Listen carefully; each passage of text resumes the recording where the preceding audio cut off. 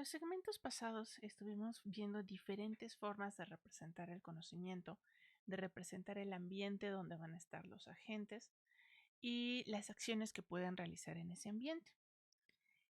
Y todo eso lo podríamos aplicar a la descripción de los estados donde vamos a estar trabajando y las transiciones entre esos estados. Recordemos a nuestros elementos sigma con su conjunto de estados posibles, conjunto de acciones que puede realizar un agente. A veces tenemos los eventos, pero veíamos que en las descripciones más sencillas pues no van a existir eventos.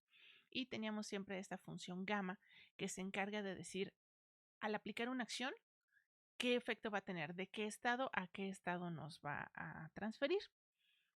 Ahora, en este nuevo segmento, ahora sí ya vamos a hablar de cómo vamos a recorrer ese espacio y cómo vamos a buscar una ruta específica que nos permita resolver uno de esos problemas de planeación que habíamos estado planteando. Y vamos a hablar primero en general de esta estrategia que se le conoce como búsqueda en el espacio de estados. Primero que nada, bueno, es como repasar un poco nuestro planteamiento de los problemas, pero ya haberlo orientado a la idea de que vamos a resolverlos mediante búsquedas en estos espacios. Entonces, la inteligencia artificial va a utilizar técnicas de búsqueda en árboles o grafos para resolver problemas. Recordemos que los problemas tenían estos tres elementos: el sistema de transiciones de estados, un estado inicial y una función meta con la cual vamos a evaluar si ya se satisfizo lo que necesitábamos. Ahora, árboles o grafos, pues les tienen que recordar un tanto estructuras de datos, análisis de algoritmos, porque ahí ustedes tenían árboles, tenían grafos y tenían que hacer recorridos sobre esas estructuras. Bueno, nosotros vamos a ver a los problemas de planeación, concretamente al sistema de transiciones de estados en forma de grafo, y vamos a tener que recorrerlo. Ahora, diferencias muy notorias con respecto a lo que probablemente estuvieron trabajando en semestres anteriores. En problemas triviales, pues se va a ver idéntico a lo que ustedes ya han hecho. Pueden representar la estructura en la memoria de la computadora y hay montones de técnicas para recorrerlas. Ahora, el problema con inteligencia artificial es que, salvo problemas muy sencillos, generalmente estos grafos son gigantescos, explotan con muchísima facilidad. De hecho, de ahí salió mucho del término de explosión combinatoria. Hay tantas posibilidades de acciones que se pueden aplicar en diferentes estados y esto empieza a ramificar tremendamente, y es muy común encontrar en las demostraciones de complejidad que se requieren una cantidad de memoria mayor al número de átomos que existen en el universo, o una cantidad de tiempo mucho más grande que la edad que tiene el universo. Entonces, definitivamente ese tipo de planteamientos, pues recorrer todo el grafo o almacenarlo completamente en la memoria de una computadora, no son factibles ni aunque tuvieran todo el internet disponible para ustedes, ¿no? Entonces, en inteligencia artificial, por lo general, no vamos a estar generando el espacio de búsqueda en la memoria, sino que solamente vamos a estar generando segmentos de ese espacio donde vamos a estar realizando nuestra búsqueda. Cualquier otra cosa, pues simple y sencillamente no va a caber y no va a haber recurso que nos alcance. Entonces, pues sí, por donde sí vamos a tener que empezar es obviamente por nuestro nodo inicial, donde vamos a partir con la búsqueda, y a partir de ahí vamos a tratar de construir una ruta. El objetivo de la búsqueda es encontrar una ruta descrita por una secuencia de acciones. Recuerden que dada una acción y un estado, con la función gamma ya sabemos a qué estado vamos a transitar. En ese nuevo estado vamos a aplicar una nueva acción y esto nos va a generar también una sucesión de estados. Entonces basta con que nosotros podamos enumerar las acciones y vamos a poder reconstruir esa ruta. Entonces esa ruta va a ir desde SI hasta algún nodo tal que satisfaga nuestra descripción de la función meta. Entonces recuerden, en toda esta búsqueda solamente vamos a generar un cachito del espacio y vamos a intentar que lo que vayamos generando pues sea lo más eficiente posible, ¿no? Y vamos a tener que ir contabilizando muy bien cuáles son nuestros recursos. Entonces, ¿cómo se va a ver esto cuando lo queramos implementar en la computadora? Bueno, curiosamente vamos a tener que distinguir entre dos cosas. Uno va a ser nuestro sistema de transiciones, que ya es un grafo, y otra cosa va a ser la estructura de datos, que va a ser una búsqueda sobre ese grafo. Entonces, podemos pensarlo como dos estructuras de datos diferentes, bueno, dos estructuras diferentes.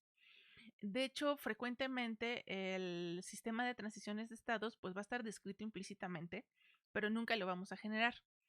El que sí vamos a generar va a ser nuestra estructura de datos que corresponde a la búsqueda que estamos realizando sobre ese sistema de transiciones. Y para generar esta estructura, vamos a definir ahora lo que le vamos a llamar el nodo de una búsqueda. Esta técnica concretamente la tomé y está muy bien explicada en un curso de planeación automatizada de la plataforma Coursera que impartieron Wickler y Tate de la Universidad de Edimburgo. Entonces también si les gustan ese tipo de temas, les recomiendo mucho este curso. Ahorita lo que nosotros vamos a tomar de ellos va a ser precisamente esta estructura de datos para poder realizar la búsqueda sobre el sistema de transiciones. Entonces, en esta estructura vamos a basarnos en nodos, donde un nodo contiene varias piezas de información. En particular, adentro del nodo vamos a tener el estado, o sea, la representación de un estado en el espacio de estados. Por ejemplo, cuando hicieron su práctica de los gatos, un nodo pues contendría la representación de un tablero de gato, ¿no? Con 3 tiradas de bolitas y 2 de taches, por ejemplo. Observen que podríamos llegar a tener varios nodos con el mismo estado adentro. Puede llegar a pasar, al ratito vamos a ver por qué. Entonces, el nodo, vamos a tener que a qué estado estamos visitando, qué estado estamos considerando. Además de eso, como lo que estamos buscando es una secuencia de acciones, una secuencia de estados que vamos a ir recorriendo hasta llegar a la meta, nos va a ser sumamente útil que este nodo tenga una referencia hacia su nodo padre. Es decir, cuando generamos un nodo con un estado y elegimos una acción para considerar a ver a qué estado nos va a transitar, lo que vamos a querer es que el nodo siguiente contenga una referencia al nodo anterior en el cual se está realizando la acción, ¿no? Entonces, todo nodo sucesor debe de saber a partir de qué nodo salió. Y obviamente sobre esa arista, lo que nos va a importar es con qué acción se realizó esa transición. Entonces, además necesitamos saber cuál fue la acción que al realizarse en el estado del nodo padre produce el estado de este nodo. Entonces vamos a tener, hagan de cuenta como si fuera un arbolito, pero vamos a tener referencias desde las hojitas hacia arriba, ¿no? Hacia el estado inicial. O si estuvieran haciendo un recorrido en Dijkstra, bueno, no solamente es que un nodo apunte hacia los hijos, también cada hijo necesita saber quién fue su padre, ¿no? Desde dónde fue visitado. Y aquí, pues lo que nos importa, insisto una vez más, es además de quién es el padre, qué acción es la que etiqueta cómo fue generado este nodo. Adicionalmente, estos dos datos son opciones. Si todas las acciones cuestan lo mismo, nos podemos omitir pero si hay acciones que consumen más recursos que otras, entonces también nos va a interesar el costo por haber realizado esa acción.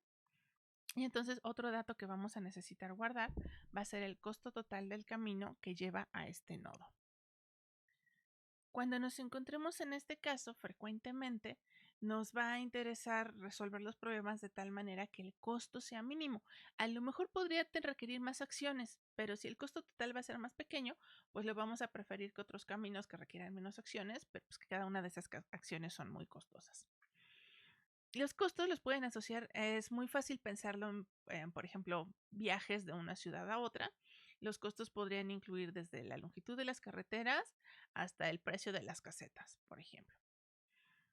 Otro elemento que también podría llegar a ser interesante es la profundidad a la que se encuentra este nodo. ¿Cuántas acciones llevamos desde que empezamos en el nodo inicial y hasta que llegamos al nodo actual? Ok, en la siguiente sección empezaremos a ver las técnicas para recorrer este sistema de transiciones.